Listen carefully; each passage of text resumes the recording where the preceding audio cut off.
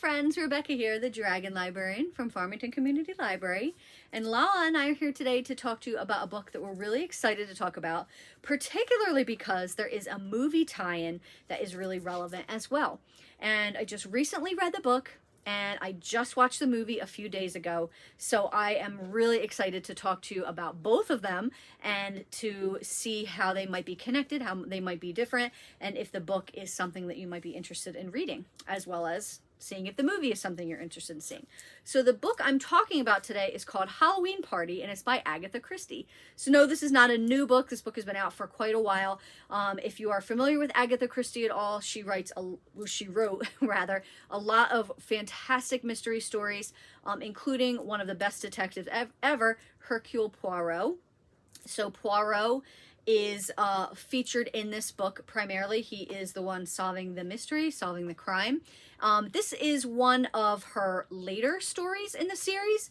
So in this is a whole list of the Hercule Poirot books. Halloween Party is right down here near the end. So this was written later on in her career. It wasn't one that I was super familiar with, actually, to be honest. It's not one of the ones I immediately think of when I think of Agatha Christie. And the title might throw you off a little bit because the movie that I'm talking about that is based on this book is not Halloween Party. It's a completely different movie title. And that is A Murder in Venice. So that is the title of the movie. It has just come out, I think, a week or two ago. If you are familiar with some of these other movies, there was one that came out a few years ago based on Murder on the Orient Express, and another one not too long ago that was based on Death of the Nile. So this is the third installment. I mean, there's been countless movies and countless TV shows featuring this detective and featuring Agatha Christie's stories. But in talking about the more recent ones, the ones that have recently come out, this is the third installment. So you'll notice that the title of this one and the title of the movie do not match. And I think that that's a good indicator of where these two stories line up, because they're very, very, very different. And if you've seen the first two movies and you've read the first two books, you'll know that there are a lot of similarities. They're very, very similar to their book counterparts. This one is very different in that it strays from it completely. I would say that the movie is more of an homage to this book than a direct adaptation of it, because very few things are similar, and it's a completely different story. So let's talk about it. So what happens in the book? The book takes place in this little English village, and there is a Halloween party. It starts with a Halloween party that is being thrown for these kids in town, these teenagers, right, in town. And attending the party is this author, Ariadne Oliver, who writes a lot of mystery stories. So she is an author attending this party. She's helping out with the party, this Halloween party for these kids. Well, during the party, one of the kids, Joyce, this 13-year-old girl, is bragging that she saw a murder at one point in her life. And everybody's like, "What, girl? What are you talking about? What do you mean you've seen a murder?" And she's like, "I did. I saw a murder. I didn't know what I was seeing when it first happened, but now that I've thought about it more, I've seen a murder. I have. Nobody believes her." Well, later on at that party, she is found dead, murdered in the bobbing for apples bucket. Whew! What a way to go. Am I right? So she is found murdered. The author, Ariadne Oliver, and the police and everybody are completely perplexed as can be. So she says, "You know what? I'm going to touch base with my friend Poirot, who solves all these crimes, bring this case to his attention and see if he can figure it out." So she does. She brings it to his attention. He investigates, and he figures it out.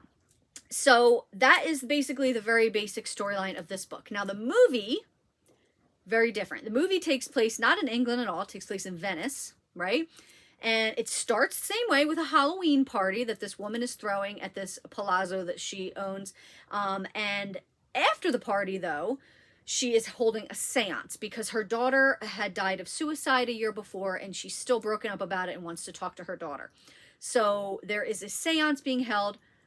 Ariadne Oliver, the author, also gets Poirot to come and join for the seance because she says, "I've seen this lady do these seances before, and I can't figure out how she does it, but I figure that you can probably determine what's going on here." So they all attend this seance, and during the seance, it is revealed that the daughter didn't die of suicide, that she was perhaps murdered. So then there we go. Now here comes the crime and the mystery that Poirot is going to try to solve. So you see, it's very, very different. Like, takes place in a completely different setting. The characters are different. The story is different. The thing that is similar, though, which I will give you a warning, if you, whichever one you take on first, whether you read the book first or whether you take on the movie first, the ending is going, for the other one, is going to be a bit ruined. It's going to be a bit spoiled. And the reason for that is, even though the storylines are completely different, the characters are the same.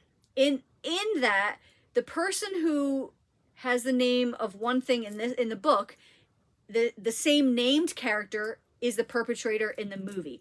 So even if the storyline is different, when I went into the movie and I was introduced to a specific character, I said, oh, okay, this is the name of the person who was the killer in the book. Probably this is going to be the killer, and it was, even though the story was pretty different. So it's kind of ingenious, actually, that they were able to do that and take the medium of the book and transform it in such a way to make such a spellbinding movie. I loved both of them. They do different things, though. So I would say the book is more of a mystery, a cozy, English village mystery, murder mystery, that has a nice, slow, steady pace, right? The movie, very spooky, a lot of jump scares, high, intense, fast-paced, a lot going on constantly, boom, boom, boom. So the paces are different, the feels are totally different. I loved both of them. I'm not going to lie. I loved the book. I really love Agatha Christie. I love Agatha Christie's stuff.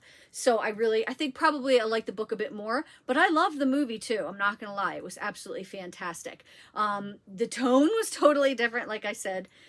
This one was a lot more slower paced, more of a mystery unfolding, and the other one was like, a lot of action, a lot of, intense scenes and stuff like that. Still really good, but very, very different. So I definitely recommend reading the book and seeing the movie. You don't have to do one first, like I said, or the other. You could watch the movie first and then read the book. But just know that, some things might get spoiled if you do one or the other first, which I guess makes sense.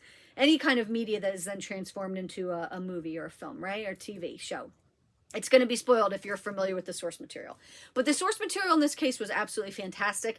The adaptation was really good, even though it was very loosely based on this. So I just don't want you to think that you're reading this, and you're getting the same exact story, because it's very, very different when you're going to one or the other. But really, really good. I loved it a lot.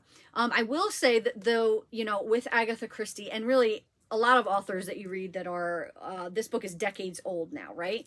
A lot of her writing is old now, and there are definitely a couple problematic things.